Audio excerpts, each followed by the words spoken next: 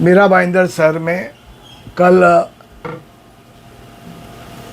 प्रताप सरनाईक आमदार के माध्यम से महात्मा ज्योतिबा फुले जो सरकार की योजना है उसके अंतर्गत उपचार होने वाला है ऐसा कैशलेस हॉस्पिटल का 200 बेड का जल्दी 23 तारीख को ओपनिंग होगा, ऐसी मीडिया के माध्यम से मालूम पड़ा।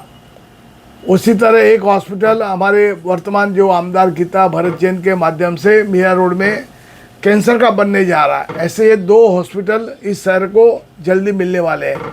बहुत खुशी की बात है। एक बात आपके माध्यम से बताना चाहता हूँ, मीरा भाईंदर महापालिका ने एक 13 ओपीडी चालू है, एक उनका इंदिरा गांधी रुग्णालय चालू है और एक रक्तपेटी चालू है। ये सभी चीज़ें अगर अपन देखें तो उसमें पूरे पेशेंट आते हैं, लोगों को वहाँ पर उपचार मिलता है। और लोग अभी जो उपचार इतना महंगा हो गया है, आम आदमी भी सरकारी या निम्न सरकारी जो हॉस्पिटल है जहाँ पर सुविधा मिलती है ऐसी जगह जाकर के उपचार करता है। लेकिन एक दुख की बात यह है, ये दोनों विधायक अलग अलग हॉस्पिटल खोल रहे हैं, बहुत अच्छी बात है, खुलना भी चाहिए, और 2 खुले तो कोई हरकत नहीं है। लेकिन इनके ही माध्यम से और इनके ही जिस सरकार में ये बैठे हैं, जिस सरकार की सत्ता पहले थी, मुनगंटीवार जो वहाँ के मंत्री थे ने भाईंदर का पंडित भीमसेन हॉस्पिटल जो महापालिका से उनको स्थानांतरण किया गया महाराष्ट्र शासन को। 3 साल कोविड पीरियड में बहुत अच्छा कार्य उस हॉस्पिटल के माध्यम से हुआ। अनेक रोगियों को वहाँ पर उपचार मिला, बहुत जन वहाँ पर अच्छे उपचार लिया। कोविड काल के बाद में वहाँ पर नियामक मंडल बना। नियामक मंडल में मैं खुद उस नियामक मंडल का सदस्य हूँ। सुल्तान पटेल है और प्रताप सरनाईक के माध्यम से राजू वेतोस्कर है। ऐसे हम 3 प्रतिनिधि हैं और उस हॉस्पिटल में पिछले 1 साल से हम बहुत कुछ सुविधा देने का प्रयास किया, सामाजिक संस्थाओं से, सरकार से।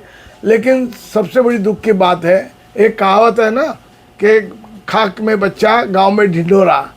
यहाँ के जितने लोग प्रतिनिधि है, भले आमदार प्रताप सरनाईक हो, गीता जैन हो, राजन विचारे हो, या शिक्षक मतदार से चुने हुए आमदार अपने डावखरे हो, ये सभी लोगों ने इस जो इतना बड़ा हॉस्पिटल है, इतनी बड़ी सुविधा है, इतना बड़ा स्पेस है, ऐसे पंडित भीमसेन के बारे में उनके ऊपर कोई भी दया माया या लोगों को हम उपचार यहाँ पर भी दे सकते हैं।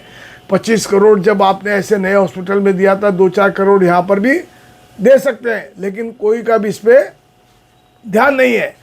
राजनीति करने के लिए तो अभी कंटेनर की राजनीति चालू है, उसमें सभी पार्टी के लोग कंटेनर इलीगल है, ये है, वो है।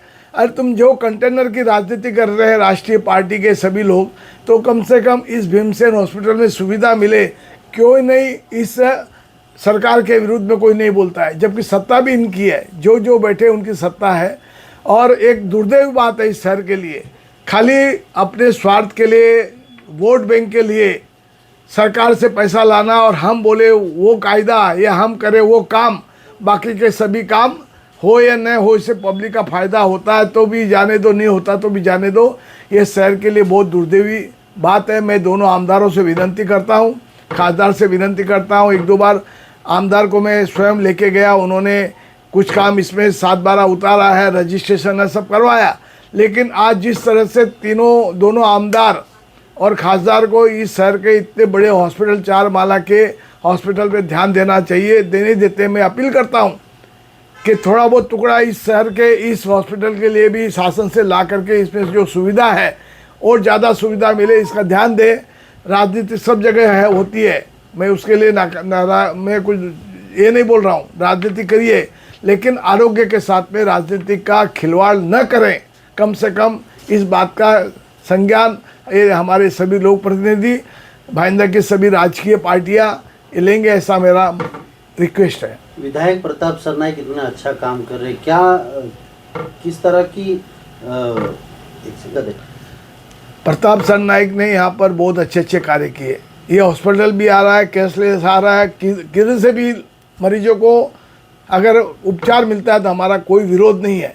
मैं तो बोलता हूँ ना, और यहाँ पर महापालिका की 13 ओपीडी चालू है, महापालिका के 2 छोटे अस्पताल चालू है, और भी 4 अस्पताल अगर आते हैं तो कम नहीं है शहर के लिए।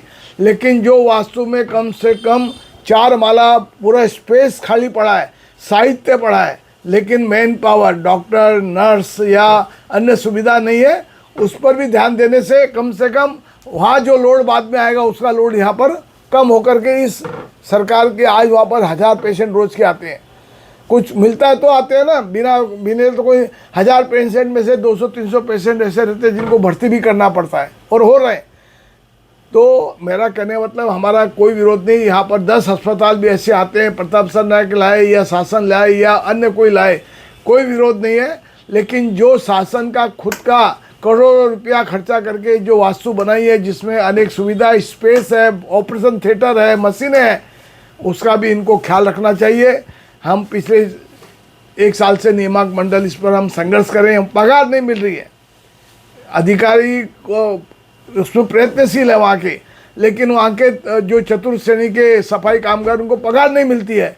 तो आप सोचिए, जो शासन ऐसे हॉस्पिटल में पगार नहीं दे सकती है और 25 करोड़ रुपया दूसरे अस्पताल के लिए देती है, तो ये तो सचमुच में कोई अच्छी बात नहीं है, शहर के लिए भी नहीं है, और जो इस बात में जो कुछ भी करते हैं उनके लिए भी अच्छी नहीं है।